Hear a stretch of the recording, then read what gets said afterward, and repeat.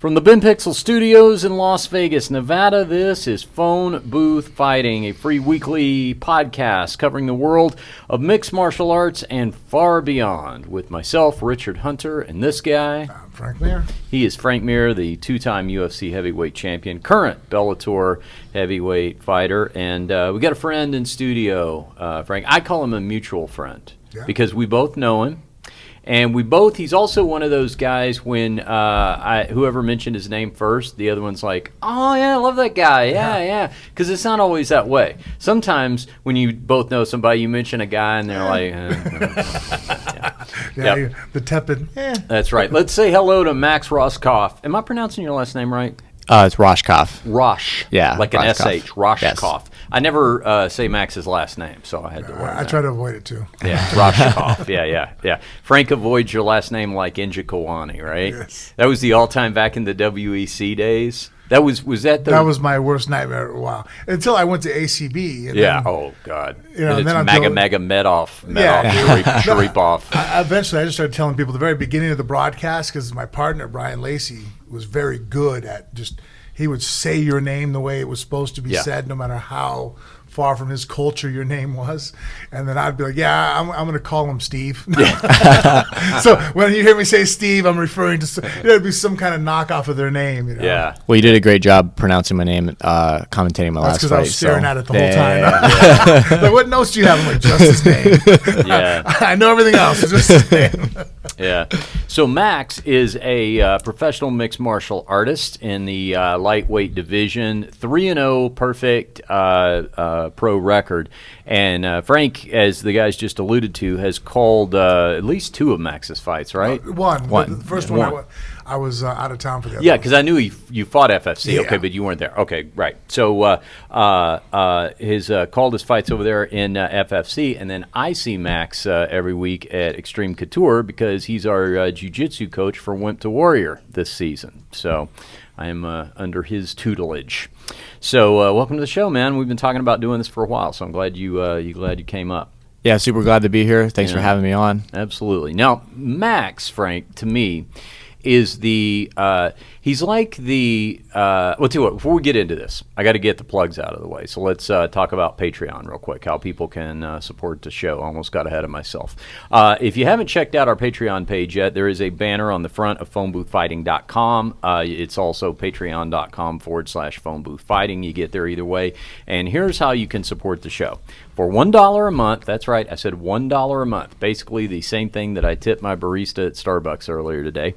You get access to exclusive bonus content, which includes extra content from each episode. Like our last episode, there's an extra, I think we broke down the Bagel Boss guy fight on our bonus content from the last episode, and then there was some pro wrestling talk the episode before that. Point is, after the mics go dark, we chat a little bit longer, and it's it's a good 20-minute chunk, something like that. And that content is provided exclusively and only for our Patreon subscribers for $1 a month once again. And also right now there are two full-length 90-minute live specials up there, one that we taped at the Laugh Factory in Chicago with Big John McCarthy, and another that we taped at the LA Comedy Club in Las Vegas with Chael Sonnen, both of which I believe feature me competing in my new signature sport, Combat Name That Tune. What you're undefeated at? I am undefeated at that. You're not the only undefeated fighter at this table, by the way, Max. That probably surprises you to find out.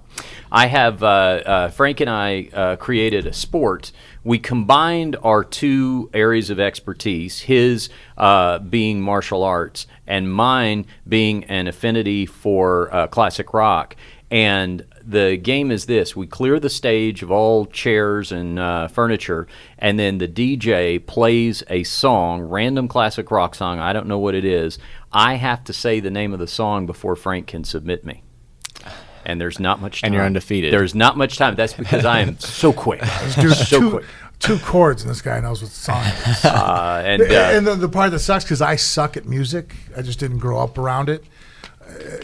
my parents didn't play music all the time around the house. So like, I don't know music that well. Like I always make jokes if we play that game. I mean, now everybody has fucking Shazam or just Siri on their phone tells them. But if you want to sit there and go name that tune, do not pick me on your team. I have no fucking clue. Yeah. The worst part is Frank doesn't know because of that. He doesn't know if that's why he should release the submission hold. So I kind of have to hesitate. I'm like sit there. I'm like looking at other people. I'm all. Is that right? it? Is it right? So you'll see me competing against Frank. I compete against Chael Sonnen in the Chicago video, and then also our full-length videos of our interview with Billy Bob Thornton in his hotel room, Ralphie May a couple of months before he passed away in his dressing room. All those are up on our Patreon page. Once again, phoneboothfighting.com. Click the Patreon banner, or you can go to patreon.com/phoneboothfighting, and we certainly appreciate your support. One more matter of business to get out of the way, Frank, and this is your department where you tell them about the banner that's right below the Patreon banner, which is the Amazon banner, and why it's important to click through the Amazon banner if you're shopping on Amazon and you're a fan of Phone Booth Fighting. Yeah, by doing all your shopping on our Amazon banner. By clicking on phoneboothfighting.com, you hit the banner, it transports you right over to the Amazon page. And then by that point, doing any of your shopping for your wants and your needs at a small percentage, no extra cost to you, will come back here at the show to us. That's it. All right, so here's my let me get back to what I was going to say about Max. Max, when I hear Max's daily comings and goings and all that, and we chat at the gym, and the next fight's coming up, or you're doing a jiu-jitsu tournament or whatever it is, Max to me epitomizes the typical life of like the up-and-coming mixed martial artist, a guy who's good at what he does, but he's has hustling for fights, and maybe he's going to do a jiu-jitsu tournament and all that kind of stuff. I have played it out in my head now to where I've got you like Patrick Swayze in Roadhouse, where you live alone and you stitch up your own wounds and stuff like that. Anything like that? It's pretty similar. I've been around pretty much all over the country, and then just being here in Vegas for the last 2 years, I wouldn't say, this might just be me being a little narcissistic, but I definitely wouldn't say it's typical how I approach things. I think that's going to show in kind of my results in the next couple of years. But no, for sure, it's definitely, I get the Patrick Swayze thing a lot. I get Tom Cruise a lot. I really don't even know why I'm fighting right now. I should just be in Hollywood making real money. Well, and you're very humble. Okay, but you know what? Like, I guess to shed light on, like, for people at home going, what did you mean by not the typical? Yeah. One thing I know from the outside is that, Max wrestled in college, very high level, right? Yeah. Most guys that are all-American level wrestlers, if I bring them over to a jiu-jitsu gym, they just want to learn a little bit of jiu-jitsu, maybe at most to implement a few submissions into their game. But realistically, they're just looking for ways to avoid jiu-jitsu. How can I use my, what do I have to make sure to avoid getting arm barred, to avoid getting choked? How do I get out of this? What do I need to worry about? They just want the formula for beating it. I have yet to meet a guy of his background in wrestling that came into a jiu-jitsu gym and throws a gi on and goes, no, I'm going to fight off my back even and pull guard, and I want to learn how to be an actual jiu-jitsu guy, and then I'm going to combine the two together and try to figure out how to make it work. That's actually a very rare quality. Everybody, especially in our culture, we're king of the fast food, you know what I mean? Like, immediate gratification.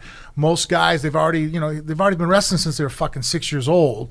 Now they're 22, 24 years old. They're out of college. They're like, well, I'm already started at the bottom of the totem pole. I don't want to start there again. Just give me what I need to fix my game up, which is very indicative of what you see in MMA fights. Most guys have a solid wrestling background, which is the most dominant art in mixed martial arts. But then they get a guy on the ground. I mean, for example, Miocic, right? He had, he's a decent wrestler. When he took down Francis Ngannou, he still never even went for one submission. And I think everybody, even with a rudimentary understanding of submissions, go, well, shit, with your level of boxing and your level of wrestling where you got him, man, if you just knew a blue belt level choke, this fight would be over with. And he didn't, because he's a guy, which is extraordinarily common.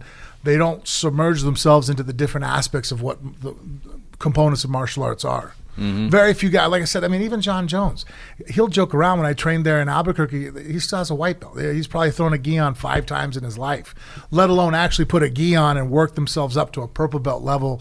Well, only ranking wise, I think higher level than that. with a gi. Yeah. You know what I mean? Like that says something about a guy's desire to learn every intricate detail of the art. Well, it's interesting because to my eye, with whatever amount of experience I've had, Max, I always see this sort of age-old conundrum develop between the wrestler and the jiu-jitsu practitioner, where the wrestler is comfortable on top and the jiu-jitsu practitioner is comfortable on bottom. Oftentimes, if they don't balance it out to their mutual detriment, like the jiu-jitsu guy's so comfortable, he's got to work on getting up. Or the wrestler's so comfortable on top, he's got to work on not just shutting down if he gets on bottom and knowing where to go. I mean, was that kind of something you saw coming early, that you needed to, be balanced like that? No, I think there's just something that was it just naturally happened for me, because when I was wrestling in college, I started training jiu-jitsu about 18. But even before that, I've always been like a scrambly kind of guy. Like I was never good at freestyle wrestling, because in freestyle, if you expose your back, you give up points, right? So in folk style, I was always doing leg passes, stuff that I would roll a lot, roll around, do like funkier stuff. So I was always like the Ben Askren type stuff. Yes, like very, very similar to Ben Askren. And then I started training jiu-jitsu, and at first I was like the typical wrestler. I was like, I don't want to learn this. I just want to be on top and hit the guy. And then I started training with I was with Sean Spangler a lot, and then with one of his affiliate, someone who he was under an affiliate under, with Jonathan Uzgadicki in Wilmington, North Carolina. And after a couple of years of doing just no gi stuff, they kind of talked me into doing the gi. And at first I was like, nah, I do not want to do this. I just want to fight MMA. I just want to punch guys. I just want to get on top. And because that's what I was good in wrestling, that was my thing. I couldn't take anyone down to save my life. It was once I got on top, I was drowning guys there. Yeah. And then once I saw, like, there was like Jonathan and Sean were just like beating the living dog shit out of me with pure jiu-jitsu stuff, and I was like, would go home like pretty upset, like, because I'm an emotional guy, so like I had to sit back and kind of like just self-observe and like have some self-awareness that, hey, like, I got to get better at this. This is something, and I liked it anyway. Yeah. But I was like, I got to fully go all in on this. So I trained in the gi only 3 times a day for like almost a year before I moved out here to Vegas. Yeah. But then at first it like didn't make sense because the techniques are a lot different. But I got to thank those 2 guys for kind of putting me on that path of really getting into the whole jiu-jitsu game. And I think it's going to show, man. I'm the only guy that I know that like really has gotten at a high level wrestling in college, and then really has like thrived in jiu-jitsu. And like I say I love jiu-jitsu more than wrestling, but I wouldn't be the jiu-jitsu guy I am the day without wrestling. Yeah, for sure. That always seems to be on any level, really. Even when somebody has just a little bit of wrestling, let alone a high level of wrestling, that's such an accelerator in jiu-jitsu. Well, and it does suck. What he's talking about is something that I wish more grapplers would understand. That's why, if you notice in my vernacular when I speak, I say grappling. I try to avoid saying jiu-jitsu and wrestling as much as possible because they're really the same thing. It's like, okay, I'm controlling you and trying to submit you and trying to choke you. Wrestling is an art of control, and jiu-jitsu is too. It's just that when people first develop the guard, it's like, okay, well, look, the guard's a great thing. Half guard's great. That means that the other guy is dominant you, he's physically superior over to you, and he threw you down. But if I could be the guy that throws the other guy down and be on top of him, then all the jiu-jitsu stuff it actually works even better from top, from a position of dominance, And so, but they're 2 sides of a coin. You have to, you know what I mean? Like, I guess my analogy I always tell people is like being a specialist in the military. You see those guys, the Navy SEALs, they have a rifle, they have a long gun, and that's their, that's their choice. They want to use that first. But they all have sidearms. They have handguns that they know how to use. But they're not throwing the long rifle down to choose their sidearm. You know what I mean? Like, they don't go, let me go and use this first. It's like, well, no. But if they get stuck in a situation and the guy comes in a room and grabs a rifle and now this is no longer of use to them, they'll transition to a sidearm. Boom, okay, close range. And that's the same thing with being good on your back or being good with, jiu-jitsu and wrestling. Like, I hate it and I was that jiu-jitsu guy because I only wrestled for 2 years in high school. So predominantly my grappling experience was jiu-jitsu. So I I was way too comfortable being on bottom. I was the kind of guy that if you were in my guard, you didn't have to hold me down. I wasn't trying to get up. I was trying to submit you or sweep you, but that third component of you also having to drive in to hold me down was always missing. Until later on in my career, I'm like, oh shit, there's a blaring hole here. And then I see other guys who I'm like, oh, you should add that if you're a jiu-jitsu guy. Add that to your repertoire. Or you see the guys that are good wrestlers, and the minute they hit their back, all they care about is standing up. I'm all, man, you had a choke right there. Yeah, and you can't turn your back and stand up like you do in wrestling. Yeah. You gotta get your guard back, you gotta get frames, you gotta stand up, sweep. You don't sweep, then you stand up, but you're not able to just turn your back in referee's position, stand up. Someone who's good on your back is going to make you pay. You'll never get up that way. Yeah, so that's why I think it's always the three. And that's why I tell people, like, if to be good at grappling in MMA, you hit the bottom. You have to be standing up, sweeping, and submitting, and transitioning between those three things at all times. I get most of my stand-ups from submissions. When I lock something up on somebody, and guys go, oh shit, I don't like how this feels, and they pull away from me, boop, now I'm up on my feet. Yeah. With the mentality of going up to your feet. Whereas jiu-jitsu guys, sometimes with black belt jiu-jitsu, he won't follow you up because you pull out of the arm bar and then he sits there on his back like, all right, come on, come get some more. And then this guy's like, well, fuck you. You know what I mean? Like, So Max, you're born in Ohio, big wrestling state there. Now, are you really from Kilbuck, Ohio? Kilbuck, Ohio. That's yes. so perfect. It sounds like it's made up. Nope. Right? Yeah, it's no, a real place. little small town. I think they're just over 1,000 people now. I lived outside of town, in the middle of a cornfield, where all we had to do was throw mud at each other and wrestle the pigs and pig shit. Yeah. Did you grow up doing like farm work and shit? Yeah, sadly, that's why I wanted to get good at wrestling. I hate that shit. I had to do construction work and then worked on the farm and stuff, and for no money. Obviously, but I was working for your dad. Yeah, working for my dad, and I'm just like, I fucking hate this shit. Yeah. And then I was actually really bad at every sport I ever tried at first. Yeah. And then I just found wrestling, and I didn't care how bad I was at it. I loved it, so I was like, I'm gonna get good at this. But then that was the main reason that I kind of like got set on the path that I am on now, is the farm work and the construction work, roofing. Shit like that. I never want to do it in my life. I work very, very hard in what I do, but I'm the laziest motherfucker when it comes to shit I don't want to do. Yeah. So I was like, I never want to do that stuff again. I see. Like a savant work ethic. It's yes. like, yeah, you apply it to what you want, right? So, okay, so you start there, you go to North Carolina State, right? When did you start wrestling? Like young? So I think I can't remember how young I was, but my mom we did like a couple months of like peewee wrestling, but I don't remember. I think my dad made me quit because we were a basketball family, and so I kind of like just stopped. So I did like 2 or 3 months when I was probably like 7, and then really started. I started when I was 12, 13. I was in the principal's office for fighting, and the principal was the junior high wrestling coach. Oh. And he was like, we got to do something to keep you out of trouble, because I was in trouble all the time. I'm like, if I would have been in a city school, I would have been the juvie. The only reason I think that kind of like saved me being in a small town. Small towns are kind of like 20 years behind the rest of the country when it's that small, where it's like, I think we were still allowed to bring guns in our trucks to school, like my freshman year of high school.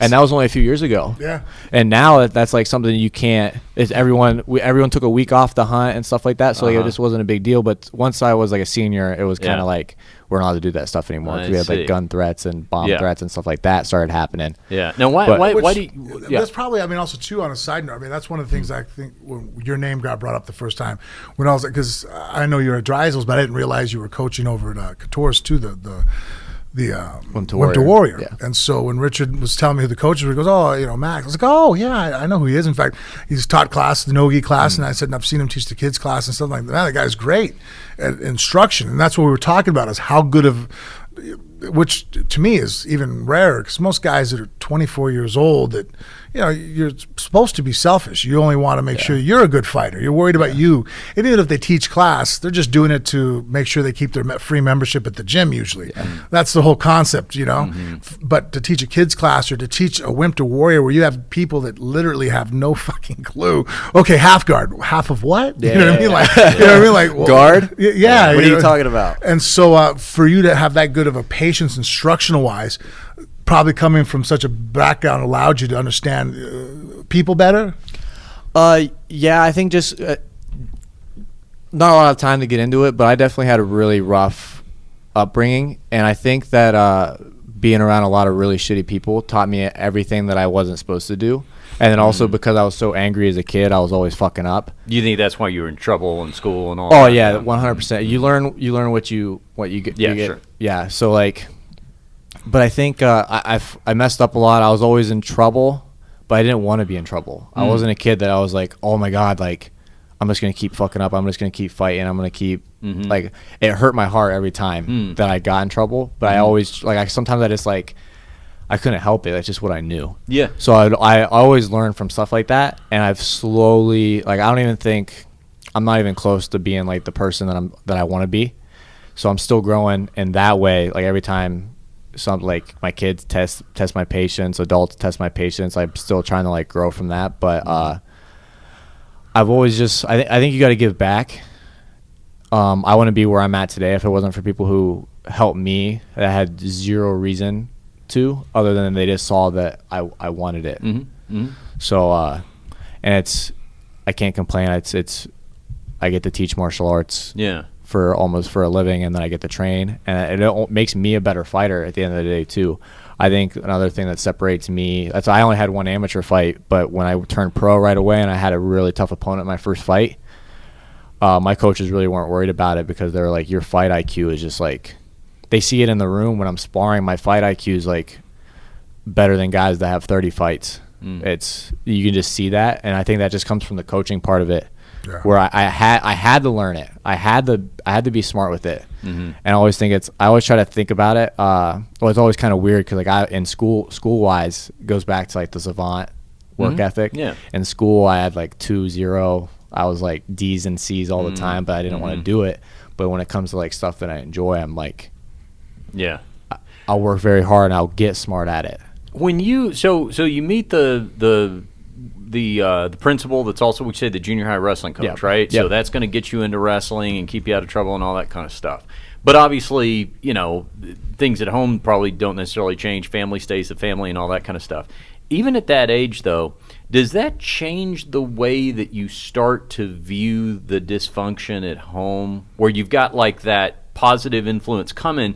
When you go home, I'm sure it still is upsetting and looks bad and all that, but does it actually change the way that you start? Do you start to see it more clearly? Do you know what I'm saying? Yeah, it was already starting to naturally happen because I had friends and I would go hang out with them. Oh, see and other stuff. families, so I'd see other families, and then I was always like, if it wasn't for some of my friends' dads taking me to wrestling tournaments every weekend, I'm like seeing these dads who are not making a whole lot of money, but they're spending their whole weekend driving 2-3 hours to drive me and my buddy to the wrestling tournament, and like they're coaching us. I have a strong inclination that if we had a longer show and you guys want to start talking about dad issues, all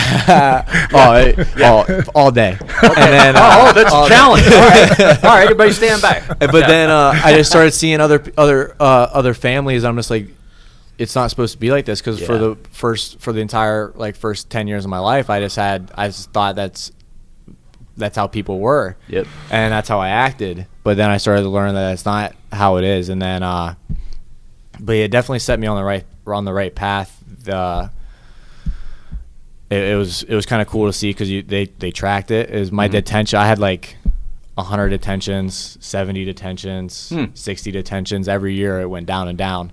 Yeah. And then my senior year, I didn't have really any. But like, there was like a way to track that I was actually not being as bad as I was before. Well, that's interesting to me, and because Frank alludes to the fact that I didn't have the healthiest relationship with my dad either, to say the least. But I do think there is something to be said for, I think certain kids, it's like you're already smart enough to see that things shouldn't be as they are, even if you don't completely understand why they're that way or how you're going to do it differently or whatever. You still know. Like, it's not, from the beginning, this isn't I always felt like a kid that was kind of trapped in an adult's body in that sense, because I was like, man, if I just wasn't 8, I could get in the car and go, organize this myself. So that makes a lot of sense to me, and I'm always interested to find out about that, because I think once somebody shows you that path, it's it's not always out of the blue. Like it's somebody's giving you a viable alternative, but I think a lot of the times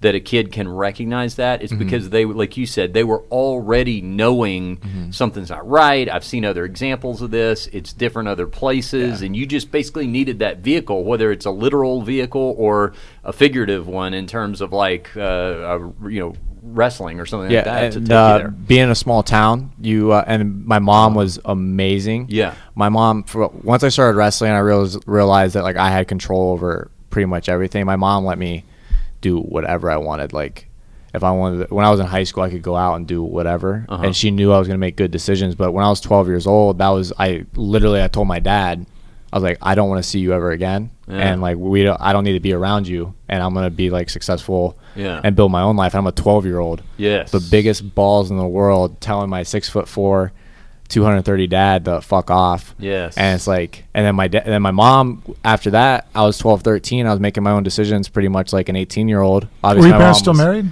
No. Okay. No, they got divorced when we were 5 or 6. But then then once my dad was out of the picture, my mom just kind of like let me off the leash, and then I just started doing everything that I ever wanted to do. And I wasn't a kid that was going to be out drinking, partying, stuff like that. So well, I'm you super had an identity that Yes. caused you to have the reasons Yes. to make those proper decisions. Very interesting. It's very interesting when the kid sort of becomes the adult. There's No, like you guys, a that's what I was role saying, because I mean, reversal. Yeah, same absolutely. thing with him and his Yeah. dad. Basically, the line that you said that he's said to me before, which and actually you're the first guy I've ever talked to that was like, my father taught me everything I didn't want to be as a Yes, man. Yeah. exactly. And Same now you here. sound like, oh, okay, well, you guys actually have a lot. Makes sense. Yeah, I was like, wow, that's the second time I've heard that now. I'm trying to think, did I do any of that material when you were at my stand-up show? Did I do any of my No, dad's? I don't think so. Next time. You're coming Yeah, Sunday. yeah, yes, I'm I coming. got some. You'll be like, everybody else will be laughing. You're like, it's true. It's so true. Yeah, funny. All right, so then you go to North Carolina State, right? Yeah. Okay. Yeah. And you wrestle there. And then, was that nowadays, of course, people start thinking about possible mixed martial arts careers and fights and stuff like that a lot earlier than they used to back in the old days.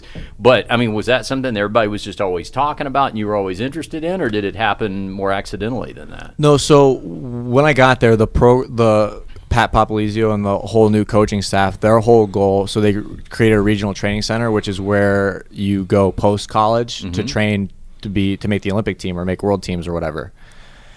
And so pretty much early on, like my freshman and sophomore year, we saw that like, because freestyle wasn't my thing and Greco really was, I was good at Greco, but like wasn't going to be my thing.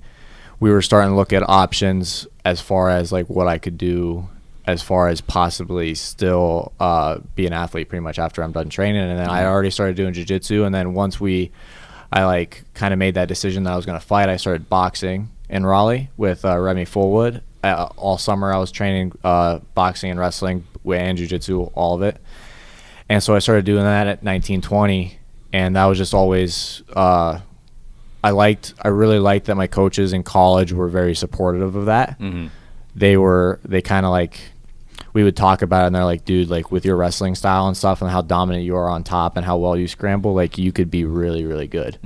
And so that was just like, okay, I'm going to go all in on that. So I was almost in college, I was almost training more for MMA than I was for wrestling. Okay. Already with an eye toward that.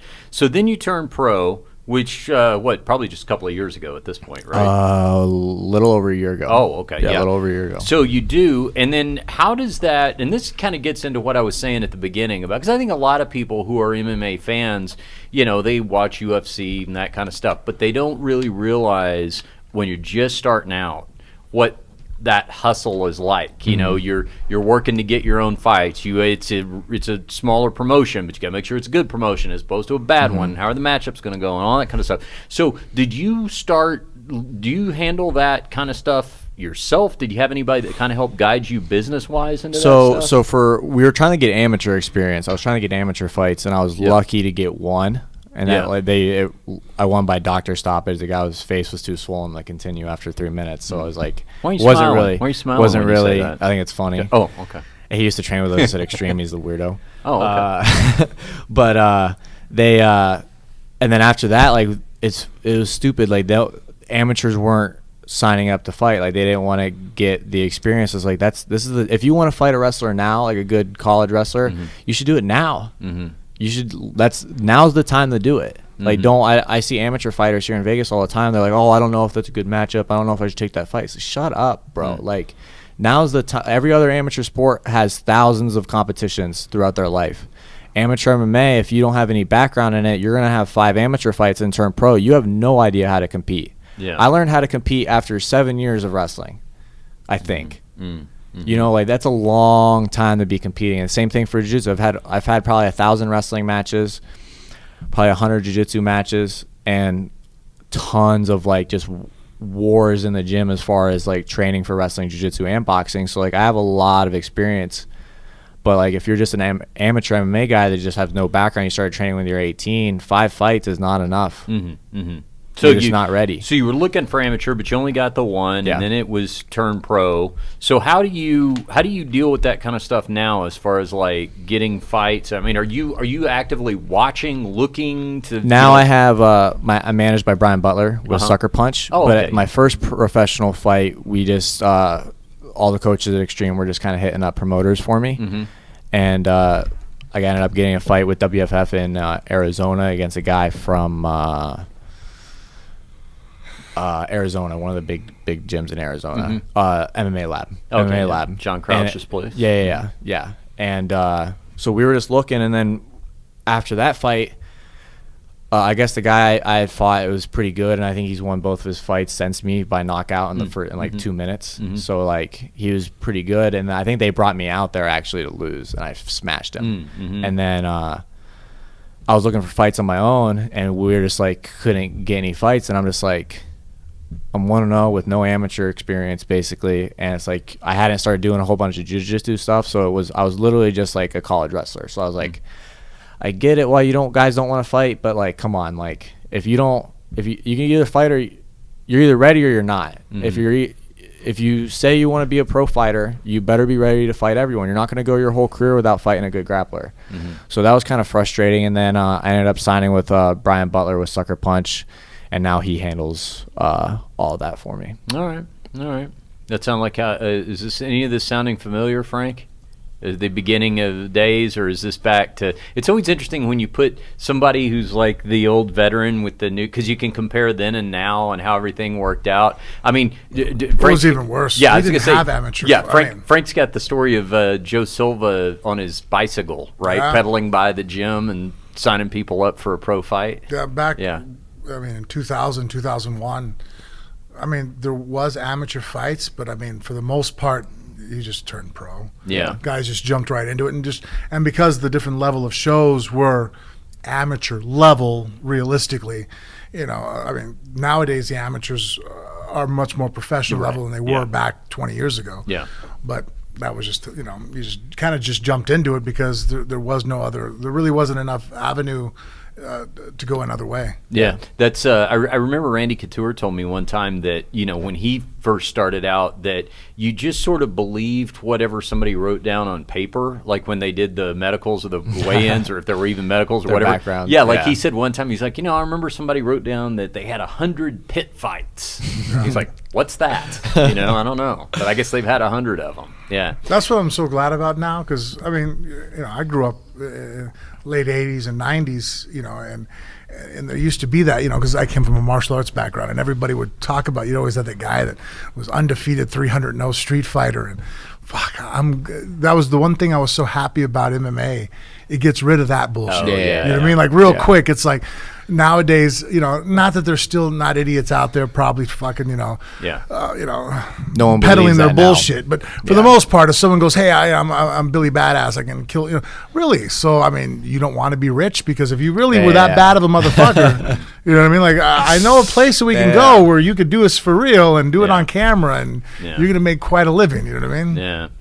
So then we get to the part, as Frank said, Max trains over at Robert Drysdale's place, and so you guys know each other from over there. And then Max becomes the jiu-jitsu coach this year for my Wimp to Warrior program. So if anybody who listens to the podcast knows the whole story, but we'll just give you the quick overview.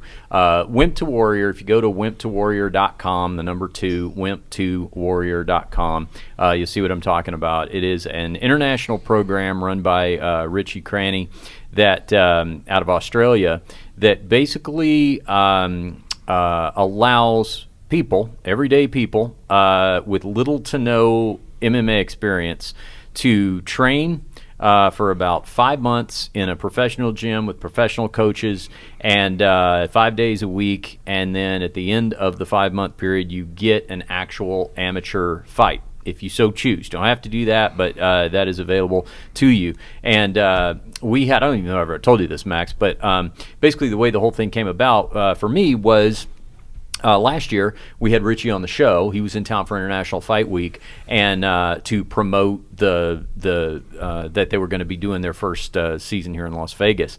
And Jessica Rose Clark, UFC fighter, is the head coach of the program. So I guess unbeknownst to me, because Frank and I already knew Jesse from doing our podcast and that sort of thing, she and Richie had a conversation before he came on the show that they should talk me into doing it. And I didn't know about this. So we're just promoting the organization. All of a sudden, Richie's on the air trying to talk me into doing it, you know? And I've done a jiu-jitsu tournament, but I'd never, I'm so old. Like, I'm old. And I'm ripe for a midlife crisis, but this is not the kind that I had in mind, you know? So he's pitching me this idea, and I said, when does it start? And he's like, Monday. I think it was Saturday at the time, you know? So anyway, long story short, I did it, and life-changing experience last season. It was incredible. And I got knocked out in the finale. Fight was over almost before it began. As our comedian friend Butch Bradley so delicately likes to point out, he claims that the cage door was not completely shut. He claims that. Now, I didn't. No one's backing that up. That's what he claims. But the coolest thing about the program was, as soon as that happened, I immediately wanted to do it again. You know, I was like, okay, I got so much from doing it that the finale was really kind of incidental. Like, yeah, of course I want to win, but the whole process of everything that I achieved, you know, so I was like, I want to do this again, and Richie was kind enough to invite me back. So anyway, that gets us to our second season. But this season, we're over at Extreme Couture, and while Jessica Rose Clark is still the head coach, you're the jiu-jitsu coach, and Mike Hobby is doing the wrestling, who's an incredible... This guy, some point we got to have him on. This guy's taught me so much about wrestling, which I don't know. I did not go to North Carolina State, to say the least, so I knew zero about wrestling, and he's been very helpful with that. But that's that. So now we're about halfway through it. We've gotten into we're starting to get into our heavy sparring phase and all that, and then our finale actually just got announced. It's going to be October 12th. Here in Las Vegas.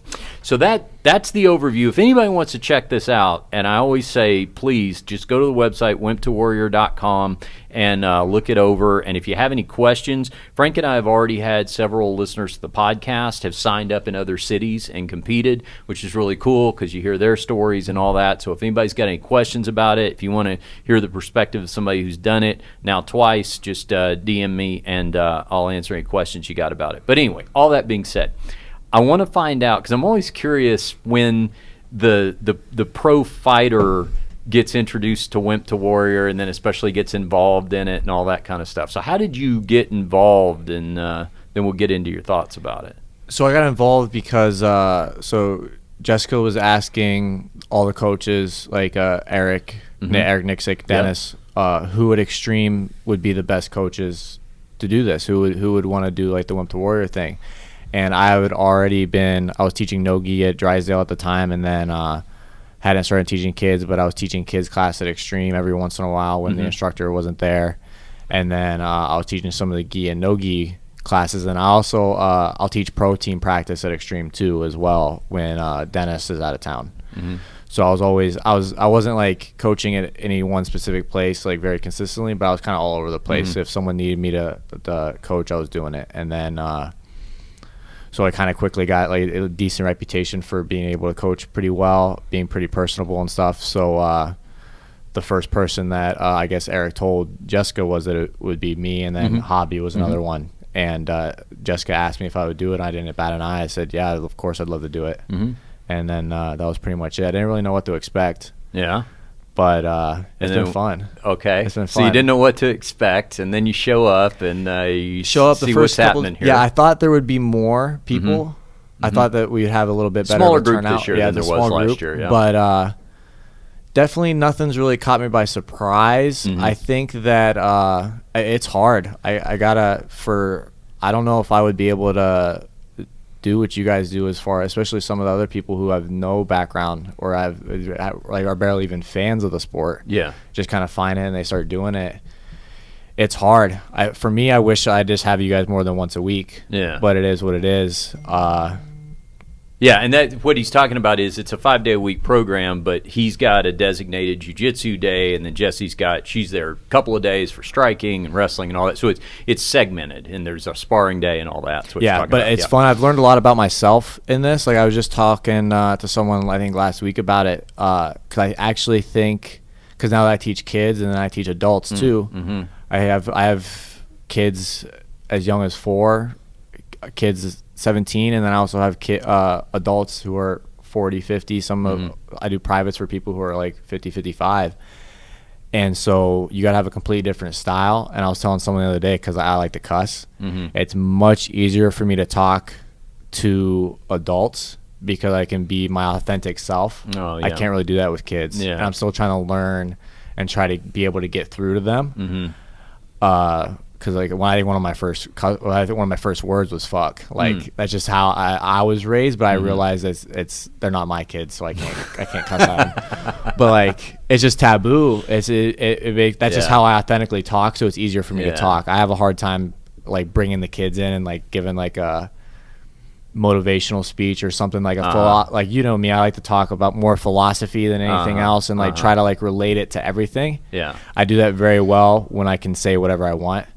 Not with the kids, I can't do that. Makes sense. What about introducing people to jiu-jitsu? Because that, by the way, I saw you, Frank and I were over at Drysdale's a couple of days ago, and I saw your kids class. It's really good because with kids, I don't have any kids myself, so it's always interesting to me to watch kids when they do martial arts because, of course, it's kids. It's got to be fun. It's got, you can't make it work. But at the same time, they're learning technique, and they're also doing things that can be dangerous if you're not keeping a close eye on it and monitoring what they're doing and what they know and everything. So you did a really good job with that. But like now that when you cross over into the adults and over in Wimp to Warrior and all that, like what was like the biggest challenge about it? Maybe you weren't thinking about, oh wow, yeah, that's right. I am going to have to break that down. I am going to have to start from that point. We talked about it as a coaching staff before I even met anyone. So I was like, I was ready for that. Oh yeah. I actually kind of like surprised myself with how well I was able to explain some of the things. Like I'd never explained to someone who had never shrimped before how to shrimp and really break it down. Yeah. And I think it's just because I think about things more as principles or philosophies. Like as long as like with shrimping, you got to take away friction, right? So you got to elevate your butt off the ground just a little bit. But if you're not elevating your butt at all, you're going to be sliding across the mat, which is a lot of friction, right? So I kind of look at things like that. Yeah, so it's easier for me to explain it. Is there anything that's tough to relate to? Like I always, when I did it last year, I had such a challenge with striking. That was so, Frank can tell you. I mean, it was just like so.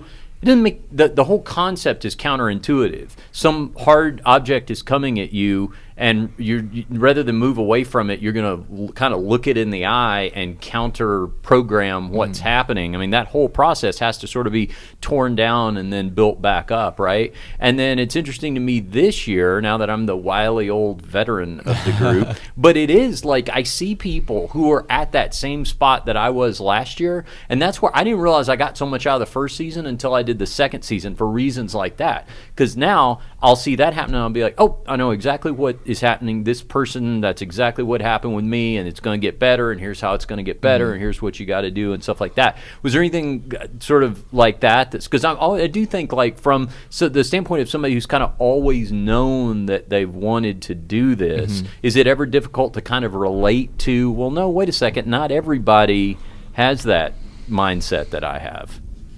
I think when I was a little younger, yeah, when high school and college and stuff, even with college wrestlers, I was always like kind of confused as like why they like didn't want to work hard, or they were like complaining about stuff. Yeah. And like even at that level, I was like, it kind of pissed me off. Like you're a Division I college wrestler and you're in here complaining.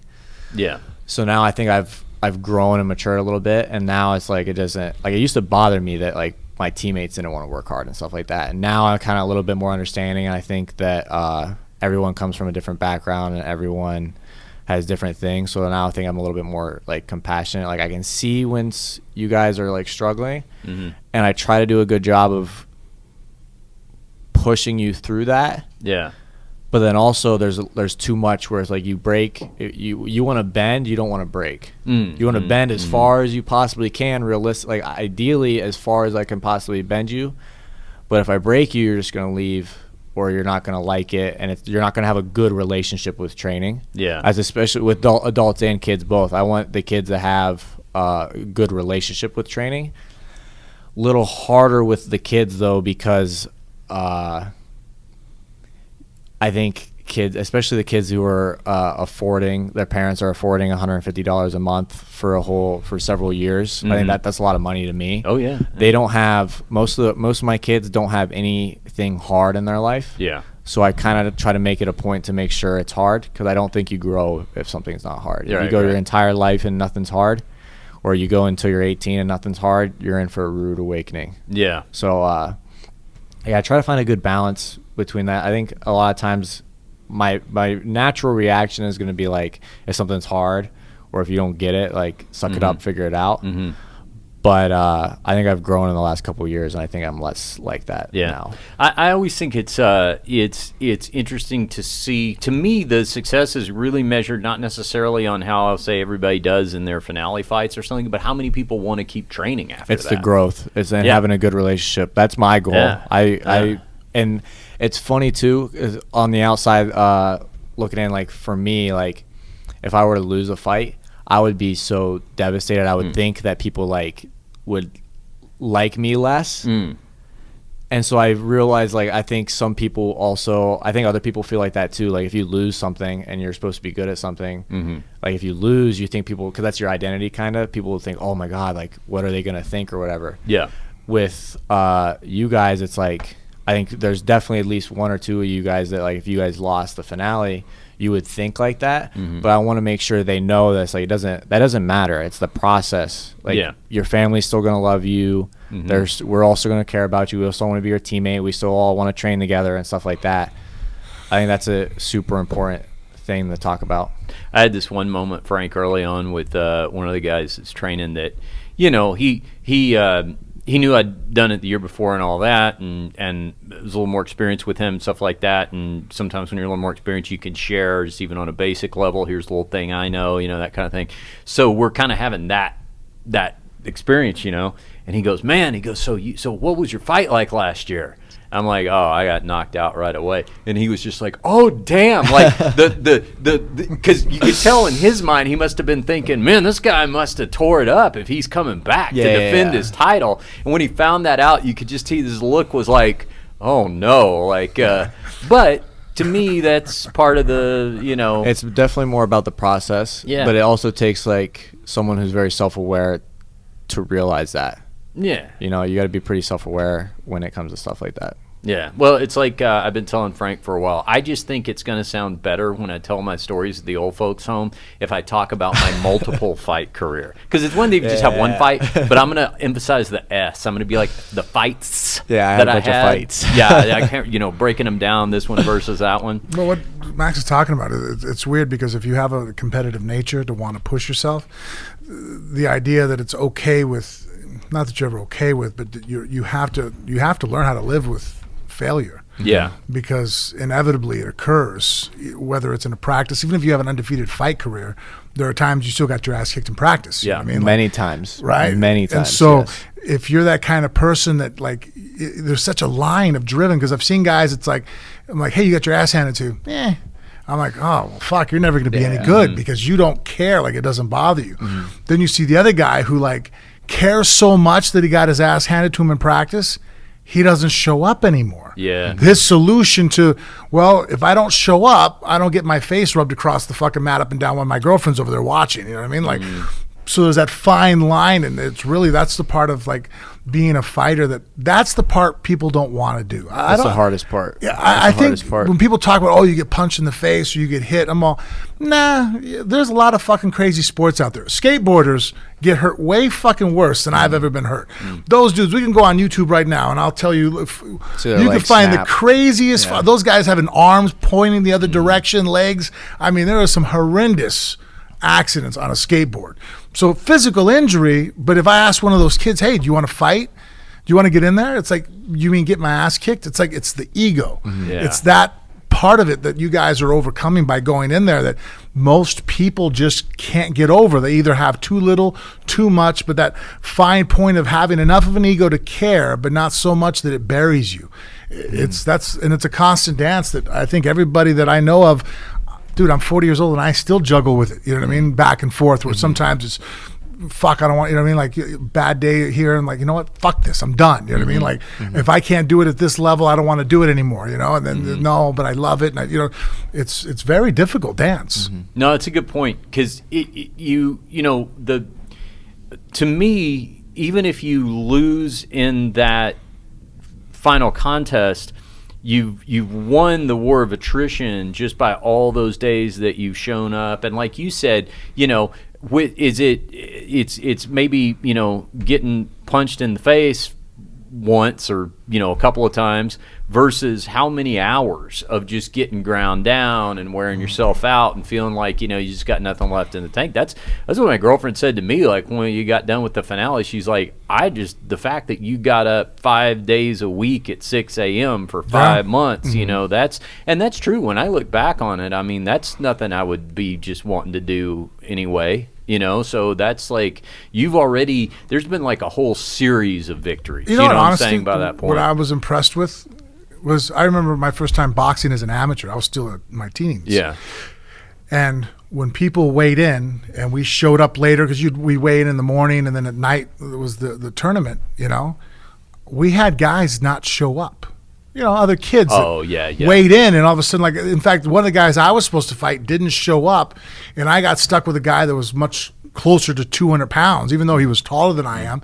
He was going to fight like light heavyweight, like 190 and down. And I was, and so they stuck him with me because my guy said, screw this. So here's a guy that trained every day, went to the gym, and when it came that final, okay, now it's time, are you going to step in there? Your family's going to come watch. People backed out, and I was actually surprised when I went to the thing.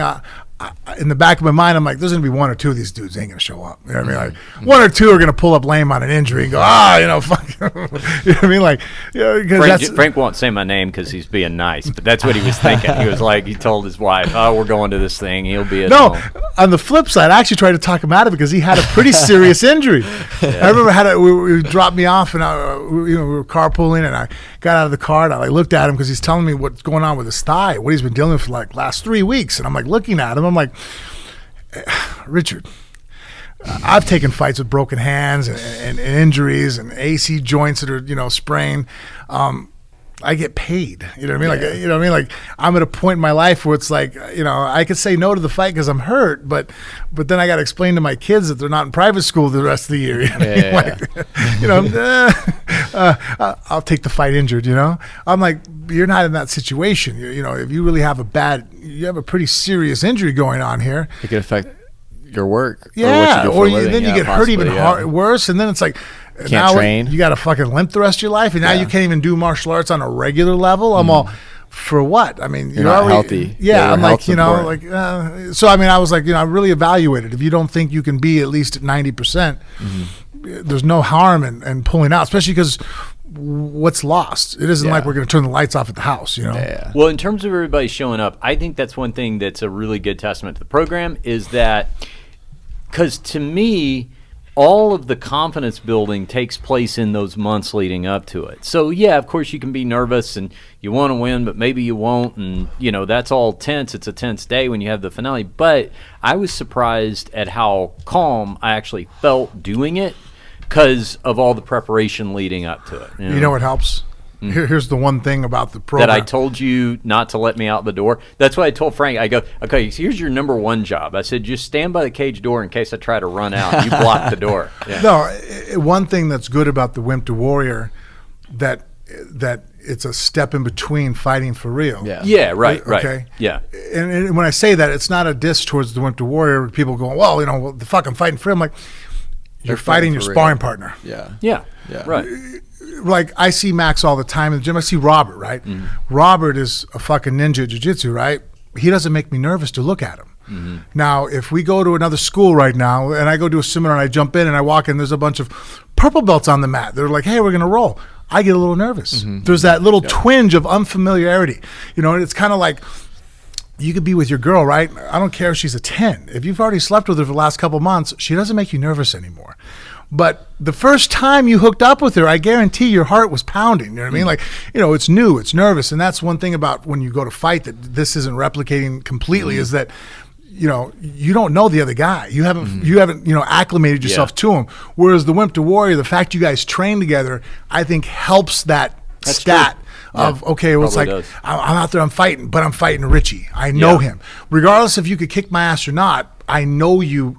Makes people more comfortable. I mean, think about it. That's why guys beat their wives, or why, you know, guys are most likely to fuck up their friend than they are a stranger. It's like, well, why? Because you're familiar with this guy. He's more comfortable. The stranger scares you because you don't know. It's the unknown. You know. It doesn't matter how much experience or how good you get. You always feel that. Oh, yeah, dude. Especially now, it's like I've competed at the highest level of wrestling and jiu-jitsu, and like in practice, I obviously I get hard rounds, but like I feel very confident in practice with. It doesn't matter who it is. Yeah. But like in my fights, I'm always like, what if this guy out-grapples me? The chances of him out-grappling me is very, very low, but I'm still like, that still scares the shit out of me. So it's like the same thing. It's like, that'll never go away. That makes sense. Yeah, that familiarity helps. Although that was a curious analogy you drew. I'm going to look at sparring differently tomorrow. look at Darnell and be like, I've been banging you for 3 months now. Dude, you're all pussy at this point. All right, let's do it. Let's do this. Talk a little MMA before we get to Mikey's news. We get a big fight coming up this weekend, guys. Colby Covington is going to be taking on Robbie Lawler in the main event on ESPN 5. And this surprised some people because they were thinking, well, you know, maybe Covington gets a title shot and after he had the interim belt and all that kind of stuff.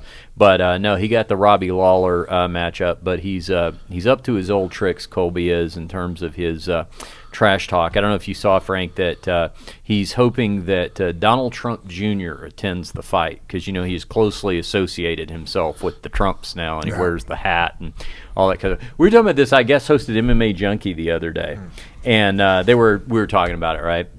About whether or not it's because they were saying that they went on one of these military trips with like USO trips, you know, a couple of years ago or something, and he's like the quietest, shyest guy, and he's just kind of gotten a hold of a gimmick that's working and getting him a lot of attention, you know, and put the hat on and all that kind of stuff. So my feeling with stuff like this is always like, okay, well, if that's what you want to do, that's cool, but I want to hear more about it. Like, don't just wear the hat. I want you to break down your whole philosophy of you know, why supporting this kind of, I know exactly. I think that's probably where the conversation ends, right? I think so. I want to see commitment to the character. I want to see commitment to the bit. You got to go balls deep, or just be your authentic self. I think. Yeah. That's just.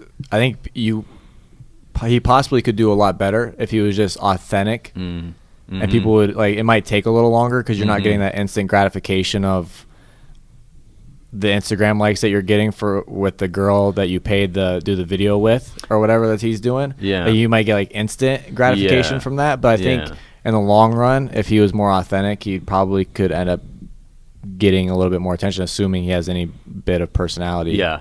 Well, and also you don't get tripped up that way because, if you're doing what's authentic to you, you don't have to worry about getting off script, flubbing your lines. You don't have to orchestrate it and think about how you're, because to me, it's always apparent. Like if you're not really able to pull it off at some point. And everyone in the MMA scene that is trained with him or knows anyone that knows him knows he's very quiet and not witty, not very smart. Yeah. And everyone's just like, yeah, and then good for you for putting on the show, but man, you could probably get more attention if you were authentic. Yeah, and then you've got the opposite of that in Robbie Lawler, which is a guy who's just kind of always been what he was. And he's his true self. Yeah, exactly. And everyone still loves him for it. He's a killer. Makes a lot of fans that way.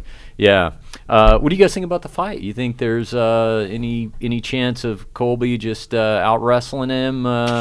Lawler's wrestling defense is good. Yeah, man. He's hard to take down. Yeah. He is extremely. I think he has a very underrated. I mean, if people aren't acknowledging his takedown defense, even though he doesn't want to take you down because he wants to punch your face off. He uses his. I mean, he has a solid wrestling background. I mean, he's not easy to put on his back. I mean, I watched Big Rigs, shoot on him 20 times in their last fight, 18 attempts in on the legs. I mean, that's a national champion wrestler. Yeah, couldn't put him down. You know what I mean? So, I mean, I'm thinking that this might be a bad fight for Colby. To be honest with you, a guy that he might not really put on the ground, and a guy who still has a good chin and hits hard. Mm-hmm. On the other side of that, I think if I had to pick, it'd be Covington. Mm-hmm. But I think it's because the way he strikes and clinches with his wrestling. He doesn't, and he has a really, really good gas tank, so I don't think he's going to be able to take Robbie down. Yeah. And if he does, he's probably not going to be able to hold him down. But just the way he level changes and strikes with his wrestling, there's not a lot of guys that are doing that right now. And the guys that are doing it are able to push a really high pace. And obviously I don't think Robbie's going to gas out by any means, but I think that Colby could surprise some people as far as striking on the feet and clinching and striking. Well, I've always felt that was more of Robbie's weakness because he's such an explosive athlete.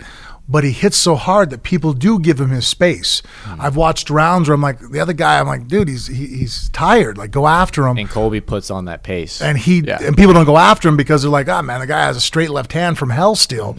If he hits me with it, it'll hurt me. And so, you've seen there's times where Robbie's won rounds just by hunkering down in his stance and kind of shaking his head, and he doesn't really throw much, but guys don't want to engage because they've already felt his power. So if Colby can get over that and push the pace, pushing the pace on Robbie, I think is one way to get an advantage over him. Yeah, after a round or two of even if it's just clinch grappling and he's in his face, Robbie's punching power kind of goes out the window. It's like you can't if he's tired, he has a lot of lactic acid in his muscles. How is he gonna get that one big shot? And it's gonna keep getting worse and worse. Well, and Robbie's smart. He's a veteran fighter. Yes. He pulls back and then saves up for those explosive movements. You've seen it to where he's still, he crushed. It's going back maybe 4 or 5 years now. But when he crushed Roy McDonald's eye socket.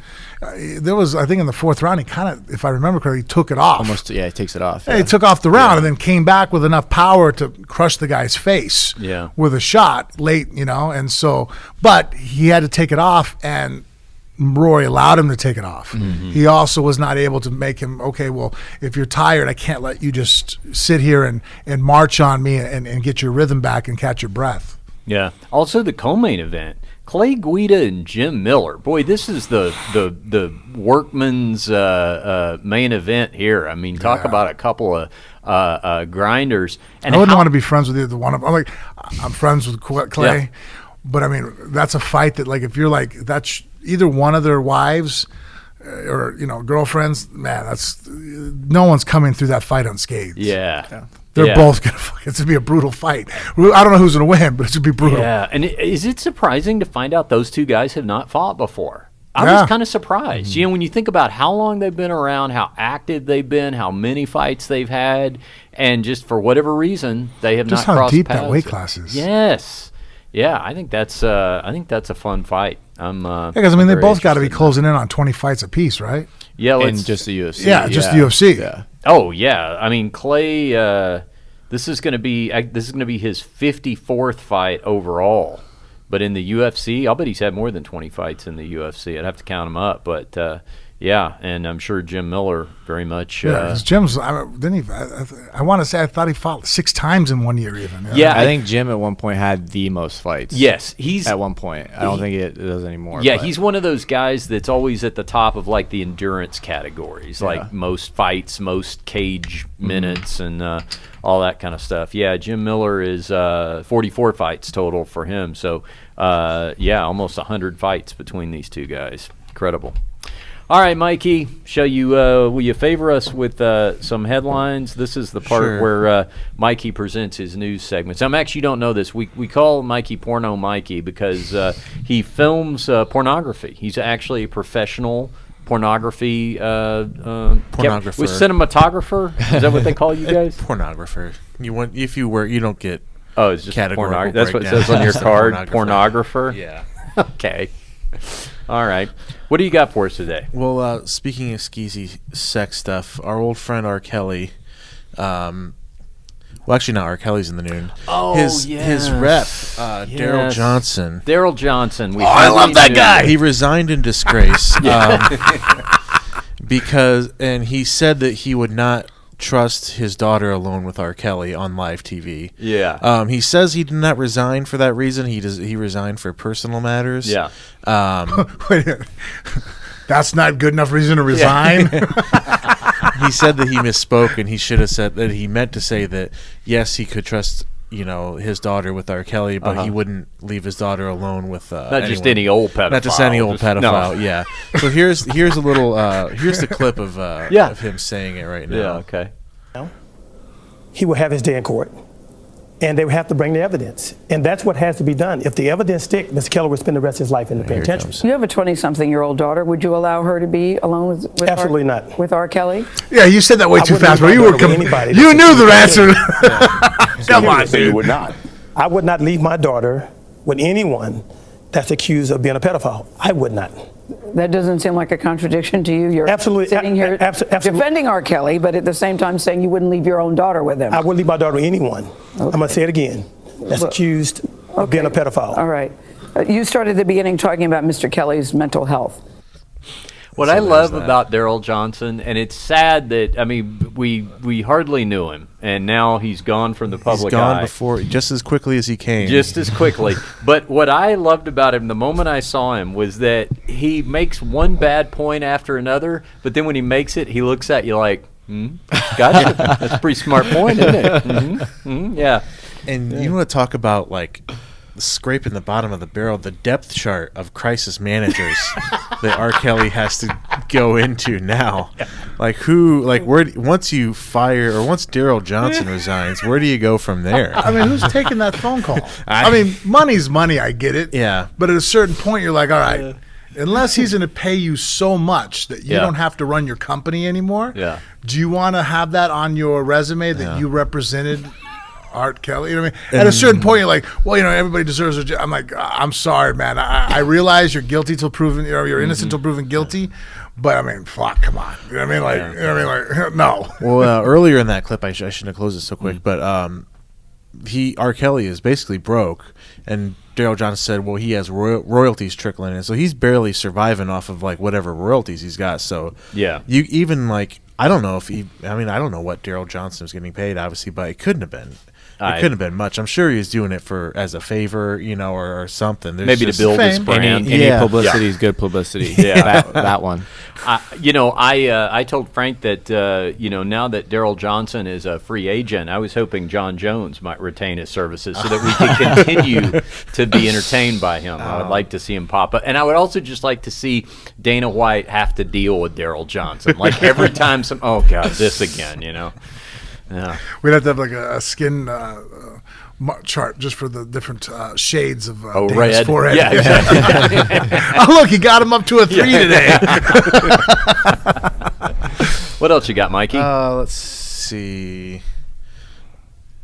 Bernie was actually in some trouble for one of his staffers filed a complaint to the labor board because he was doing some union busting, and he allegedly fired 3 staffers for attempting to unionize or or for union activities. So he got in a little bit of trouble, and a lot of press came down on him because he's obviously very pro labor and everything, and so a lot of people were upset about him. And another thing that happened is that he was getting criticized for not paying people $15 an hour. Right. So what he did was he instead of paying them, he cut their hours so that they would, because they were on salary base, so he cut their hours back so they would be getting $15 an hour.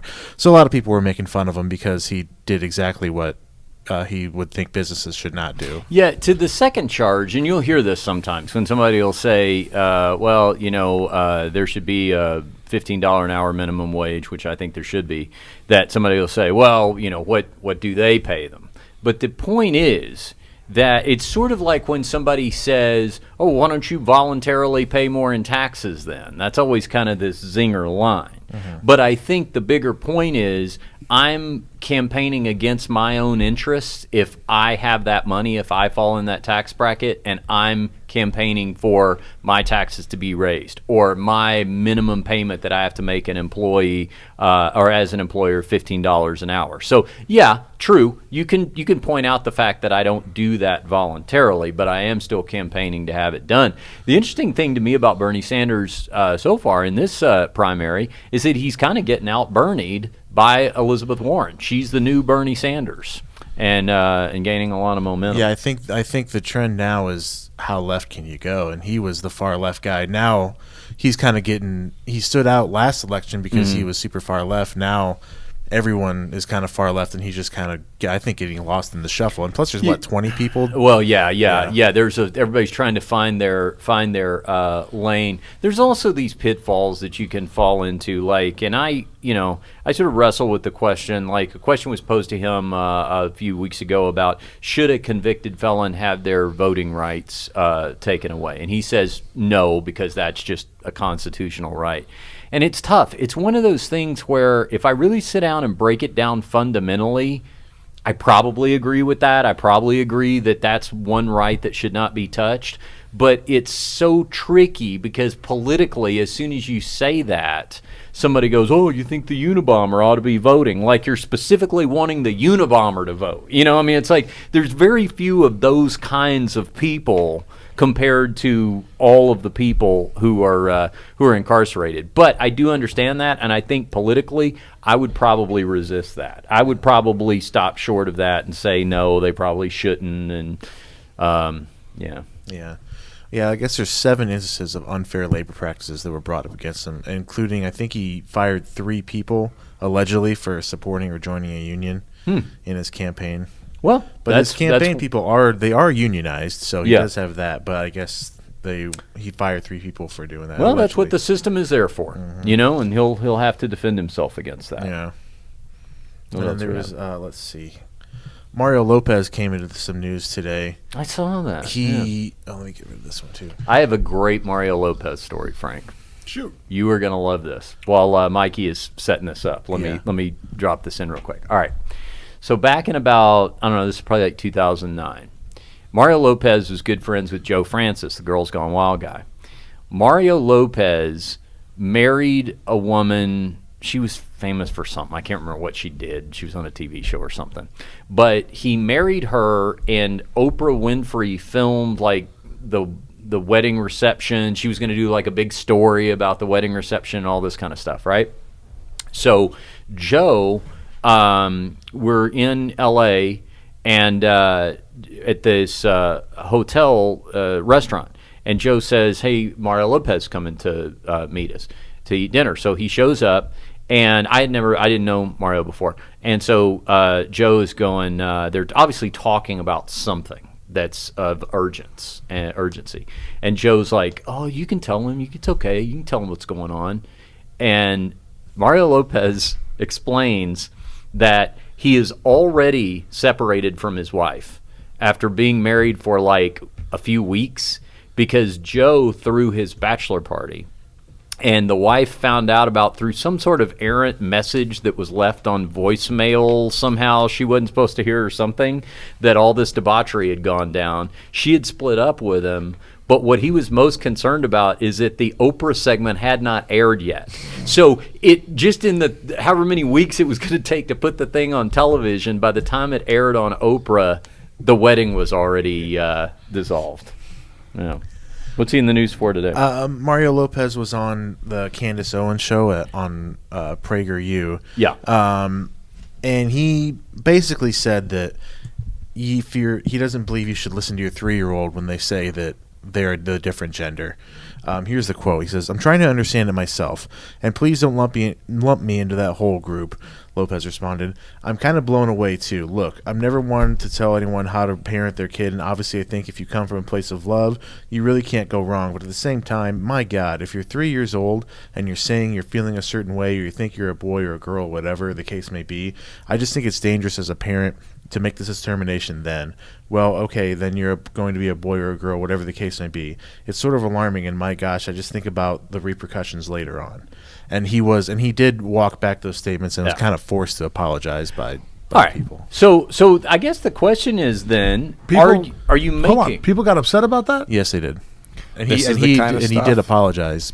Because what? Out of all, there was a bunch of backlash. I guess people wanted to, I don't know what show he has on or whatever, but people wanted him canceled and all that. And he did apologize and said that he was ignorant. And a lot of this came because Charlize Theron has a 7-year-old who I guess is out as transgender or something.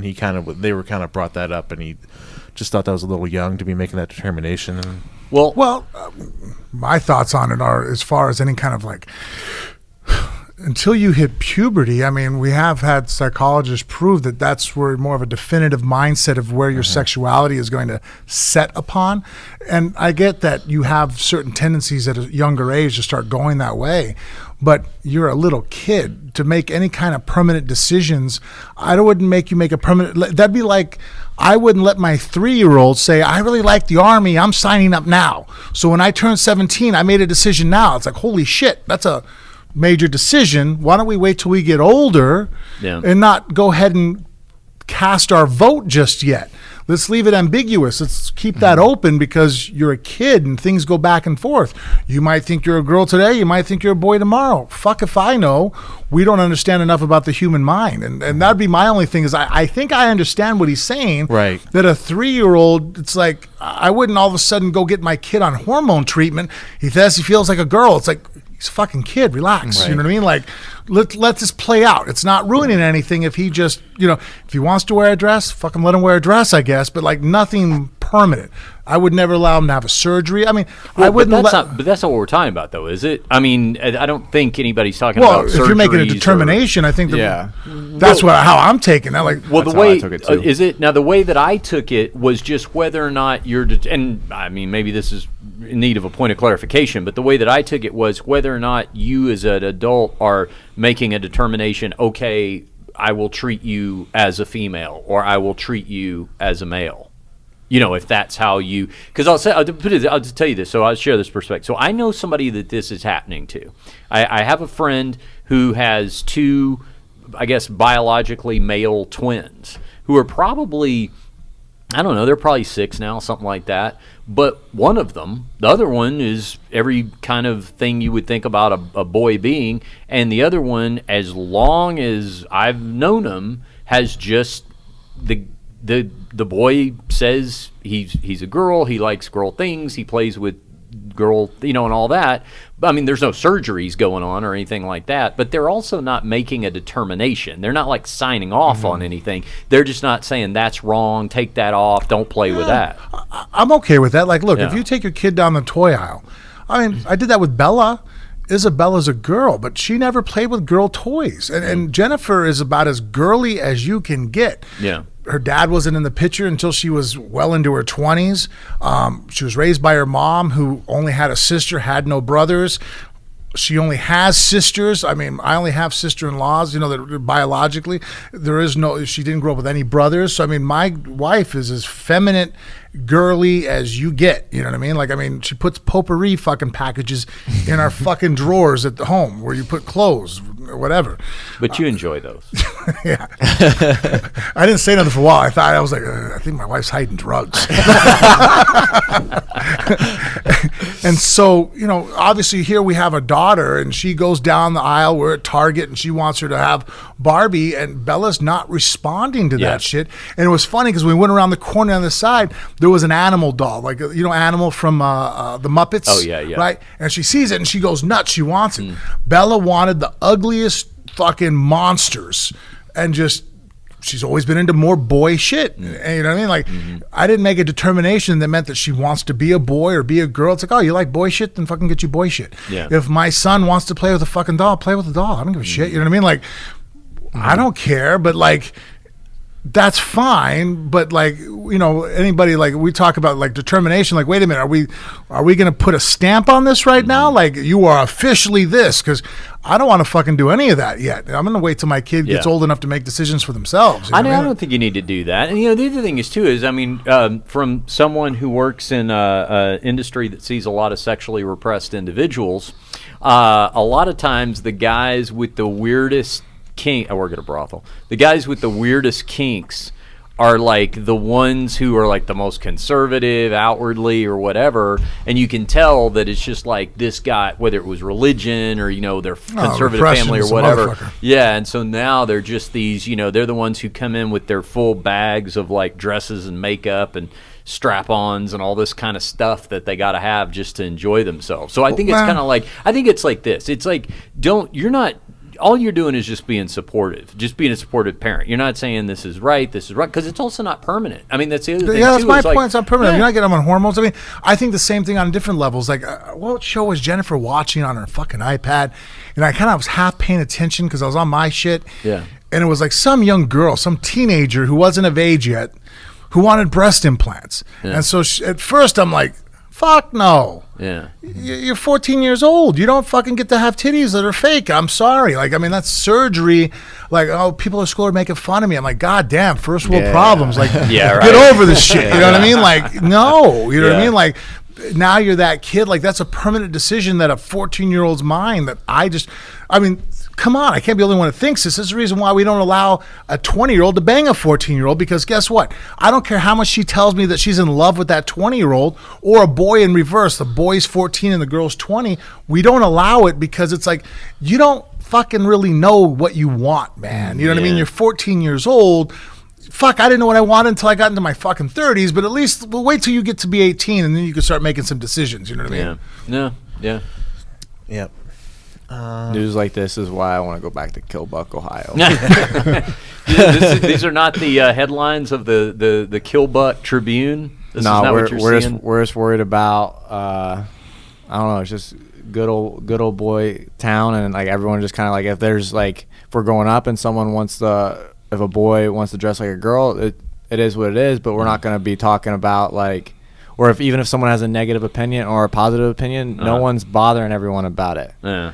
No one's getting on social media and like tweeting at each other, like saying like all this horrible things. This is like, we're all human beings. Why don't you just act like it? Yeah. Well, I think that's why a lot of times, like in countries where you see like, marijuana decriminalized or, legalized, stuff like that it turns out not so many people use it. I guess, was there something where there was some bar where they were allowing, or they did some kind of transgender thing? Someone in passing to the gym was telling me this, and it's like an 11-year-old that was dancing and they were giving him dollars or something. Oh, yeah, it's the 11-year-old drag kid. And what? Yeah. See, now that offended the fuck out of me, and not because I'm against drag. That wasn't in Killbuck, Ohio. But I'm like, dude, if it was an 11-year-old girl dancing for a bunch of men, everybody would have offended. Like, the point is, it's an 11-year-old dancing in a way that she's mocking a sexuality type of situation where, you know what I mean? Like, you're pretending to be an adult because strippers take their clothes off to get paid dollars. That's a bad idea. Right? Fuck, man. And then it's like, oh, you're being homophobic. I'm all, that has nothing to do with the fucking transgender shit, man. Fucking, why is an 11-year-old fucking dancing around like, that makes no sense to me whatsoever. What bar the kid was this? Here, pulling it up right now. I always love it, Max. You hang around Frank long enough, you'll see this happen where he forensically pieces together. Like he goes, okay, somebody was telling me, and then it involved, and he'll have like 2 pieces, and then he'll start getting on the phone. The brain of a guy with ADHD, because people are talking to me, and then I'm choking this guy over here. Then I'm wondering how I can get out of the argument I had with my wife before we got to the gym, and then all the phone calls I got to make when we're done. So I'm piecing information together. I'm never truly in one place at once. He found it quick. Oh my. Yeah, it's pretty. I guess people like keep calling Child Protective Services on this. Fuck yeah, that's wrong. Which I agree, but a lot of people are saying that you're homophobic or you're trans. They get bored and they just want to do stupid shit. Okay, wait a second. Now I've heard of this. Now I haven't heard of the bar dancing incident, but I've heard of the drag queen, 11-year-old, and his name is Desmond is Amazing. Mm-hmm. Okay. Yeah, and I guess I don't even want to play a clip, but here's.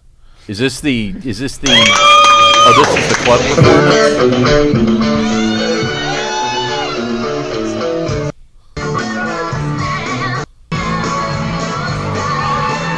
Oh boy, this looks like that video they used to show after John Bonet got killed. Remember that video they'd show all the time? Look, there's a bunch of dollars on the stage. This is not good. That's pretty. Yeah, I don't want to watch it. But no, you're right. That has, but also too, I'm also against little kid pageants. No, like yeah, John Bonet and all that shit. Yeah. I think that shit's sick as fuck, dude. Yeah. Like, I'm sorry if you're into that shit. Like, I mean, maybe you happen to be the one, not like my brain that thinks that maybe you're there because your daughter. But no, I can't get over. Like sexualizing them. Like fuck that. yeah, like it's like up, I see the girls all the makeup on and like fucking 9 years old. I'm like, dude, whose sick fucking idea was this? This is fucking wrong, dude. You know whose sick idea? Like it was someone that was like that though. Yeah, it's 100%. That's how that shit started. Yeah, it was someone that was like that. Yeah, who else? Why else would it be a thing? And then when shit happens, I'm like, that's like if I'm running through the jungle, I'm not taping a fucking stake to my kid's ass. You know what I mean? Like, there's tigers out there, and I'm not into victim blaming, but at the same time, I'm not trying to fuck. You know what I mean? Like, if I'm out in the water and someone's like, hey, it's that time of the month, I'm like, oh, we're in the ocean. You know what? Maybe we'll go into the shore. Like I don't know. You know what I mean? Like, Like I'm not going to make myself more, viable of a victim. And put myself out there. Mm-hmm. Why bring attention to yourself in that way that negatively and then be mad? It's like, you're right. Bad people shouldn't do bad shit, but at the same time, good people should not be waving a fucking flag. Well, it's my right to do this. I'm like, you're right. You can dress like that, but at 2 a.m. when everybody's drunk, guess what's going to happen? It's also a difficult proposition to separate the issues, because I think we all agree this is something that doesn't have anything to do with transgender issues. This just has to do with bad parenting. The problem is a lot of times I think when there's like this uber sensitivity about something, it's almost like it serves as cover to do something like that, whereas if it didn't have anything to do with that. It's a distraction. It's like, no, it's about this. But in here as a parent, when my kids make decisions, I try to let them know there's repercussions to what they do. Sometimes if they can't grasp that repercussion, I take over.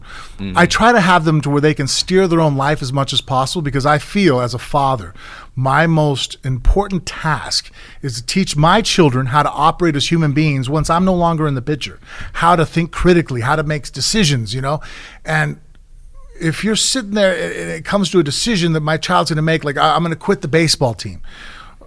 Okay, these are the repercussions of what could happen by you doing so. Your team might look at you this way. Do I still maybe allow them to do it? Maybe now we got to go. You can quit the baseball team, but you have to join something else. Football, wrestling.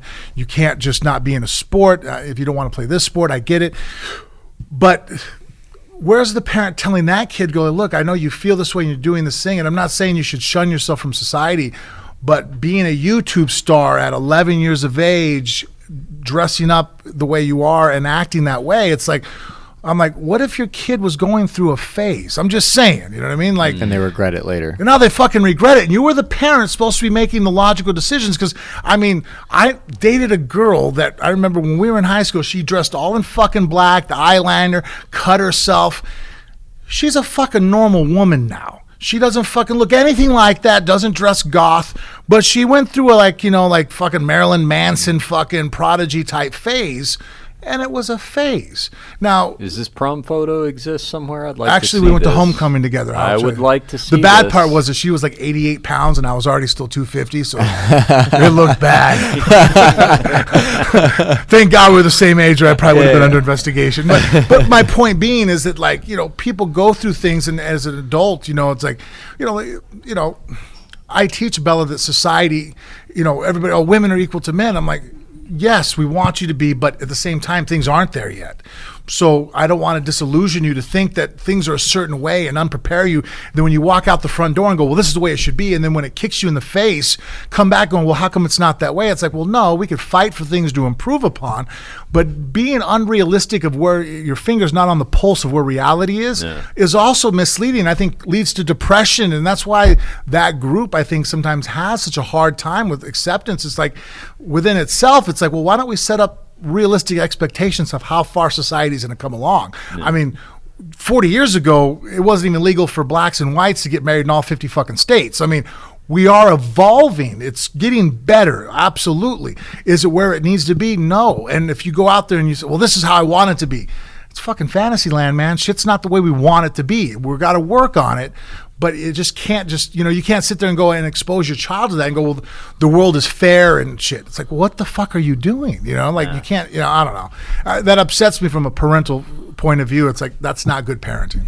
Yeah, this would be a fun interview to have. We could have the Mir. I'd like to do an offshoot of this podcast where it's basically the Mirrors interview bad parents, like you and Jennifer together. Like we want to do the Clarys, the guys that have the girl that's with R. Kelly. I think that would be. Well, I mean, you have to have those conversations with kids. I mean, like simple ones, not even as crazy as that. Cage wants to like shave the sides of his fucking head, grow his hair out top. And I guess some people go, oh, well, it's expression. I'm like, okay. People judge you upon your appearance. And that's something that you have to be taught. I hate when people go, don't judge a book by its cover. Fuck you. The book chose its cover. It's very natural. Everyone judges everyone on their appearance. Right. Every single person. You don't not. I won't judge you by the color of your skin or how tall you are or if you're fat or skinny, because a lot of that's determined by birth, right? If you're 6'5", that wasn't your choice. You know what I mean? Like, if all of a sudden genetically you're fucking a really heavy guy, I mean, we can get to arguments about how much of his choice, but I mean, let's face it. I know guys that try to eat good and they're heavy, and I know guys that eat like shit and are skinny as fuck. You know what I mean? Like certain physical appearances, I'm not going to blame you for, and I'm not going to judge you off of because a lot of that was predetermined. But the t-shirt, the shoes, your haircut, the facial jewelry, the tattoos on your body, those are all choices you fucking made, and I will absolutely judge you. If you walk in, we were at fucking in California, one of the parks, some kid was walking around with his pants on the back of his fucking knees. They were sagging so low. I mean, his hands were straight, holding the front of it. I looked at him and go, that kid's a dirtbag. Right there. You might be fucking the next valedictorian on your way off to fucking college, but your pants are fucking, I could see your boxers, I could see the skin on your thighs. Your pants are hanging so low. I don't even know how, like, someone can't, fucking security doesn't get involved. But in my brain, and that kid's parents should taught him, like, hey, you can express yourself that way, but people are going to think you're a scumbag. You have to deal with the repercussions. Deal with the repercussions. As you're able to do that, you're good. Yeah. And then what 12-year-old really understands the repercussions of that action of what that kid is doing. I would, going back to Cage's example, though, I would argue that there's also a side to that is a learning experience. Because I think there is strength through individualism. I think one of two things happens. You either do it, and maybe you just don't like the way it looks, the way it comes out. Plus, he's got a nice full head of hair right now. It's got a good look going on. It looks like a fucking lion. Yeah, but let's just set that aside, my personal prejudice aside. Say you do it. Maybe you just don't think it looks that good, and that's okay. Learn that lesson. Go ahead and learn the lesson of when you put on something you think looks good and it kind of doesn't go over the way you thought it would. Or maybe you do it, and you get some grief from people or some teasing or something like that, and maybe you care. And if you care, then you're like, okay, well, I'm not going to do this again, and I'm going to take that in consideration. Or, and this is the one that hits closer to my home, maybe you do it, and it becomes a badge of honor. So in other words, I encountered lots of times in school by, ways I would look, ways I would do. I mean, I didn't always look so normal like I do now. It's okay, you can smile. Max like, what the fuck? Normal. No, but I'm being ironic. But looking offbeat, which I always have to some degree or another, what it became for me was, oh no, this is my decision, and you being the sheep that you are, you're nervous just because I'm not fitting in with everybody else. So here's the deal. I'm not moving, and you're going to deal with it. And then you can decide, because it's kind of like what ends up happening is that person who's trying to stigmatize you, if you turn it around on them like that, they're the ones that get frustrated. And they're like, why can't I stigmatize you? I'm like, no, I'm not going to let you. Like, you can sit over there and say that to yourself if you want to. But in the meantime, I'm going to win over all your friends, and then we're going to kind of start talking about what a bitch you are. Well, so and I'm saying it could go any of those Cage's directions. Case, I didn't tell him he couldn't. Yeah. When he came to me, though, and him already being 13, a little bit older than the 11-year-old, yeah. Right? I just let him know. I'm like, hey, Cage, you're already a big kid. He's 180 pounds, muscular, six-pack, tan skin.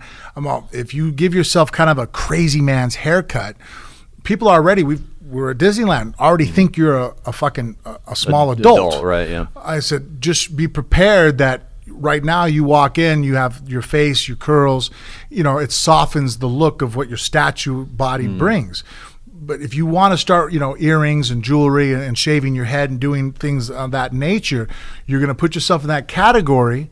And people, when they first meet you, that's the first impression they're going to get is visual. It's how humans are. Before you open your mouth, I'm going to judge you off of what I see. Yeah. And I'm like, so you already are setting yourself a step backwards. If that's who you want to present and that's who you feel you are, that's one thing.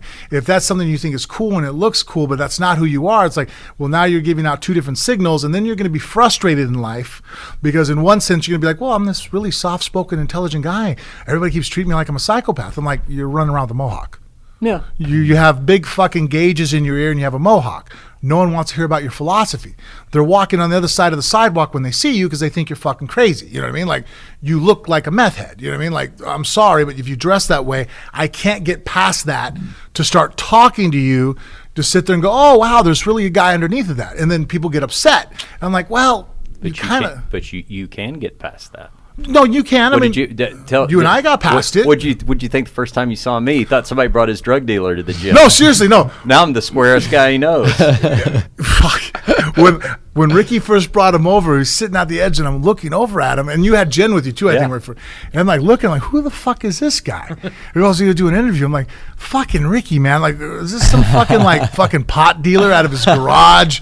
Fucking has a podcast you're gonna bring in here? Fucking, you know what I mean? And then. But that, truth be told, had we not been not forced, but if we hadn't had a mutual agreement, we started talking, and then I was like, oh, shit.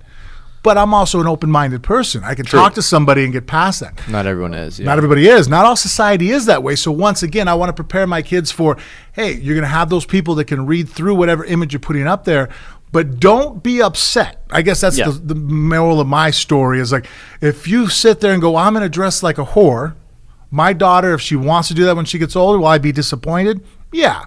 If she does it, am I going to keep her from leaving the fucking house? No. And when she's 18, she can do what she wants. I'll be nervous. It'll make me uncomfortable. I'm going to reevaluate what I fucked up at. But if she dresses like a whore and then comes home and goes, hey, Dad, man, these guys fucking, you know what I mean? They're screaming out at my ass. And I'm like looking at her. I'm like, well, babe, you dress like a whore.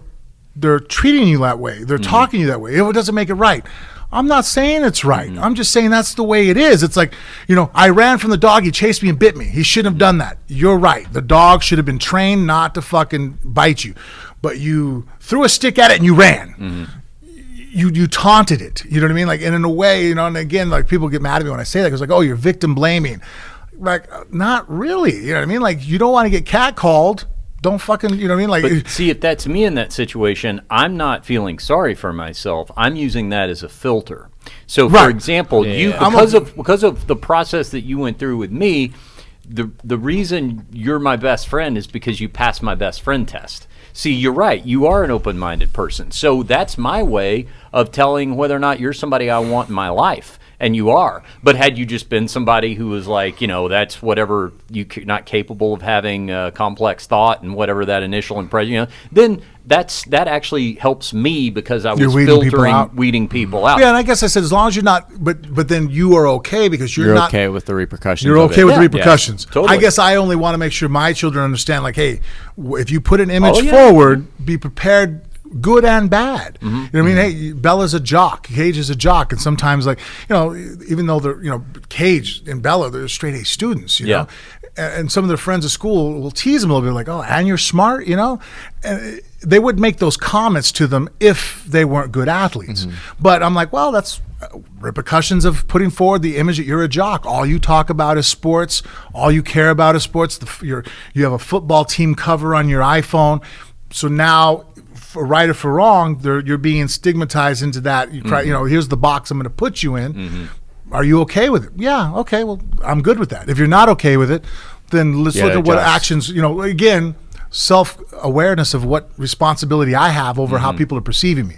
If I don't want people to look at me like I'm low class, well, fucking stop wearing clothes with holes in it and look like you haven't washed your T-shirt in 3 days, and then be upset that people think that, oh, you look like a dirtbag. I'm like, well, maybe if you took a shower and shaved, you wouldn't think that, See there, Max, this podcast covers a lot of ground. We talk some mixed martial arts, and then we get into some current events, and then oftentimes we just end on a little philosophical discussion for like the Patreon, that. right? Yeah, that's right. That's right.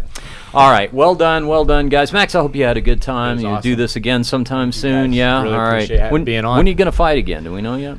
Supposed to fight August 1st. They moved it back to September 5th. FFC. Yeah, for FFC. Okay, good. And then hopefully a couple of jiu-jitsu things coming up in August too. Still waiting to see.